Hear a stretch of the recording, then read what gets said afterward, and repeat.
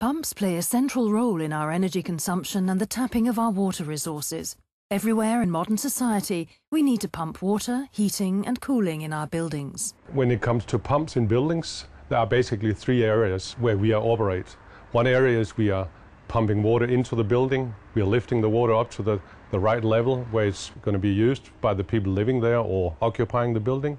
The other thing is, of course, we also transport the water out of the building, the wastewater.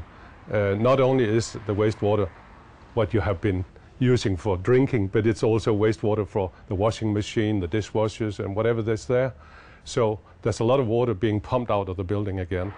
The other third area where we use pumps in a building is typically transporting energy from one area to another.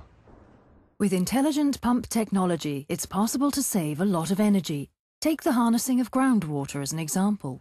When it comes to heating up or cooling down a building, we could use the same water summer and winter, but for the two different purposes. If we take the groundwater up in the summer and say it's 8 degrees Celsius in temperature, we cool down the whole building with this. Once the groundwater has circulated and served its purpose, it is sent back into the ground. In the winter, groundwater is pumped into the building for heating. Of course, you can do it in smaller buildings, in 1- and 2-family houses, no doubt about that. And a lot of people already do it. But there's a huge potential doing it big scale in big buildings like the Crown Plaza in Copenhagen. The energy savings could be 60, 70, 80% compared to a normal building, easily. Imagine that we all went down this route by using what we have in the ground. It will help a lot on the CO2 emission. In Denmark, people are used to saving water, for example when we choose the low flush setting on modern toilets. But this technology is not so widely available everywhere.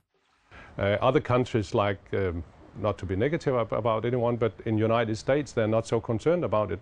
And the average consumption of water is 3 times as much as it is in Northern Europe. And they could basically save 2/3 of their water this way.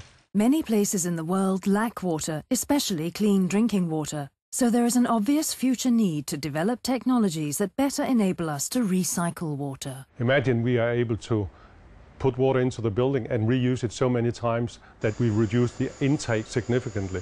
I believe we can reduce it by 50% that way. In some cities like Adelaide in Australia, they have actually done that already. Some water is being reused in the building and some of the sewage water have been reused for irrigation of the parks in the city. So it's not really wasted. If you live in an area in the world where you don't have enough water, I'm 100% sure you have no problems reusing the water when you know the technology have cleaned it. So there's a huge potential everywhere in the world where there's a shortage of water, and that goes basically on all continents.